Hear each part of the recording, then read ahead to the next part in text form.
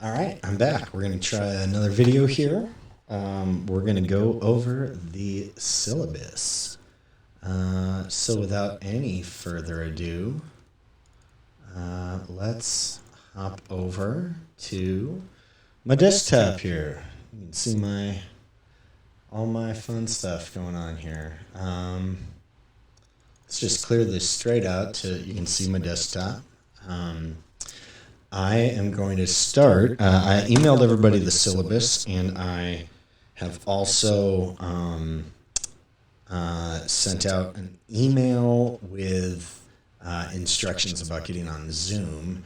Once you get in there and once you open that syllabus and get connected to the course on Canvas, and you've got the syllabus with those links in it, downloading OneNote is going to be very important. So once you do that, I'm going to have you just open up Canvas here. OneNote.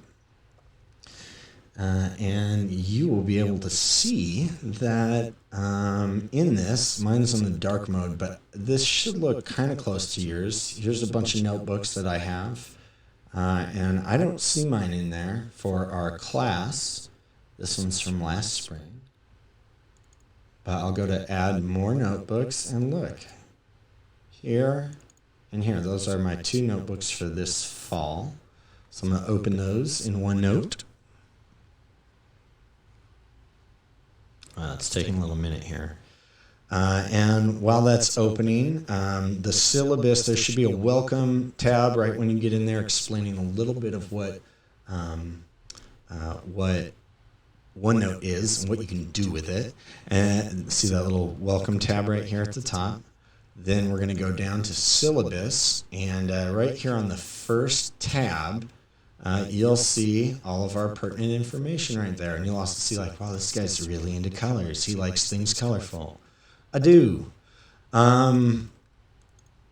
So here's our Zoom link for Wednesday nights. That's the Wednesday night regular webinar for my Wednesday night class from 6 to 9. That my online class is welcomed and encouraged to come join in as well, because we'll just be discussing all the same content.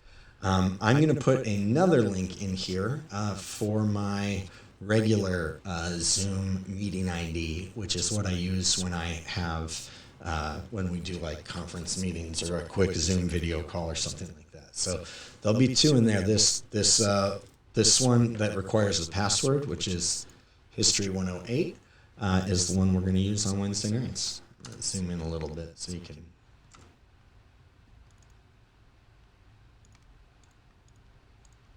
There we go. Okay. So if we cruise down here, you'll see the objectives laid out for the course, and then the tentative course schedule here for what we've got coming up and what we're going to cover. And in here, I actually even have hyperlinks to the materials. So hypothetically, if you click that, oh, yeah, here it is. Trying to open. It should take you to Satori. I clicked it too many times. And here's number 2. Here's our first bit of information.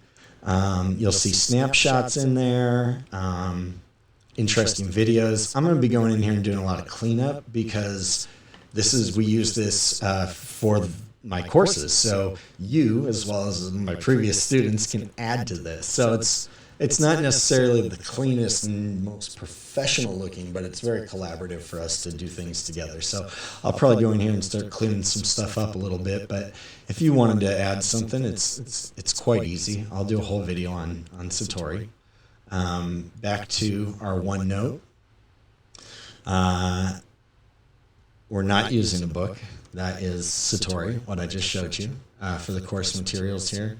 This all looks very bad in dark mode on here. I actually use the like Office 365 version of OneNote, not the Windows. See how I don't know if you can see that down at the bottom of my screen there. There's two different ones. This one is a little bit simpler. It's a little bit closer to like a mobile app.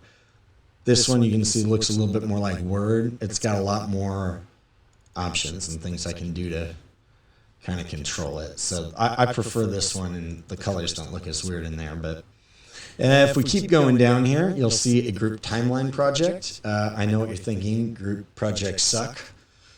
You're right. They are not fun, and they can be very frustrating at times. But this project works better as a group project. And you're going to be doing group projects when you leave community college. So get used to it now. Here's this was in your syllabus that I sent out, a link for OneNote and Microsoft 365. Some steps of decorum here. And we'll just keep talking about this because as we do live dialogue and discussion on things, it's the same as it is in the classroom. Number one, be aware of your own lack of knowledge and your own confirmation biases. We'll talk about those as we get going. We all have those confirmation bias, and we all have giant holes in our knowledge base that we're very ignorant of. When we're talking about big hot button issues, controversial things, share your personal experiences with us. Don't articulate the views of others. Like, don't just repeat something you heard on TV or a podcast or saw on the internet. Talk about your own thoughts, your own personal experiences, good and bad. Actively listen as somebody else is sharing. And this might be actually more important while we're online instead of in person. The task, the temptation to multitask during something like this is high. We're going to try to keep our course time and everything we're doing when we're present meaningful enough that you won't want to multitask. You'll want to be present and paying attention to what's happening. Particularly if you get called on, you might be up a creek without a paddle. So actively listening, and I'm not making a rule about this. I'm not a big fan of rules. But having your video screen turned on during our Zoom meetings is important. I realize that people might have to run to the bathroom or somebody's kid just came in or whatever, and you got to shut the screen off for a few minutes, mute yourself. That's fine. You might be sick in bed. That's fine. I don't need to see your face then. But under normal circumstances, just like a regular class, regular in-person class, my expectation is that you'll hit pause on the busyness and be present with us, have your camera turned on, particularly as we're going to spend 16 weeks and you're going to see my face a lot and look at me, and then when COVID's over, you're going to see me walking around somewhere in the AV and be like, hey, Noah. And I won't know who you are because I don't know what you look like. So putting a picture in your profile for Canvas is helpful for all teachers, not just me, but then also just being present on our Zoom meetings will be important for us in terms of actually feeling like we have a collaborative class experience. Number 4 on these steps of decorum. I'll switch views here for a second while I'm reading these. Concede when you're wrong. You're definitely going to be wrong. If you're not wrong about some stuff, why are you in school?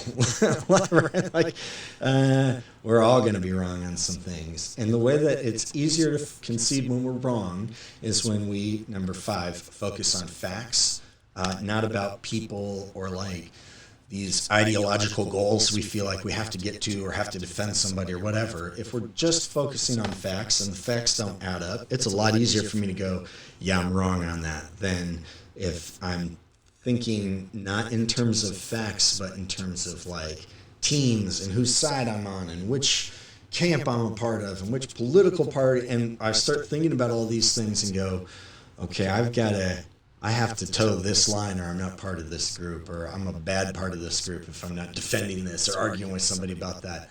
It gets us nowhere fast. So focusing on facts allows us to concede when we're wrong. And then finally find common ground. All of us, we're all talking about the same things. We're all in America. We're all experiencing the same effects of history. We might just be experiencing them differently. So race is probably the easiest example of that, where everybody's experiencing the same effects of America's history in our present day. But Black Americans are experiencing those effects differently than white Americans, and Black Americans are experiencing them differently than Native Americans, right? Like, they have a whole giant thread of American history that's for them and unique to them, that is very different interactions with the government, just the concept of America, values, culture, than even Black Americans do, because we're all coming from such different vantage points. So finding that common ground is essential in life, not just this class, but we'll learn how to do that in a safe environment where I'll be moderating everything, and we can be honest, and I'll keep people from, throwing rocks at one another. So find common ground. Let's learn how to hear one another. Let's learn how to listen actively. Let's learn how to be empathetic when we are coming across things that are not natural to us, right? So a Black person or an American Indian a person talking about their experience and viewpoint of America's history will not only be different than mine, it probably will make me feel a little uncomfortable about my viewpoint of things, because I have to reckon that mine's not the only one out there. So let's see here. Class management, don't cheat, academic honesty, all those things, they're all in there. But yeah, this is the basic rift of the basic gist of the syllabus. If you have questions, come to this first. Know what is in here, and it will be very helpful and will help answer your questions. If you don't and you just start emailing me, and the questions are in here, I won't answer, because I don't have time to do that, especially after making videos and writing a big long syllabus. So read through this, just get to know it, and then go on to the next videos. I'm going to do an in-depth one on Satori and an in-depth one on OneNote momentarily.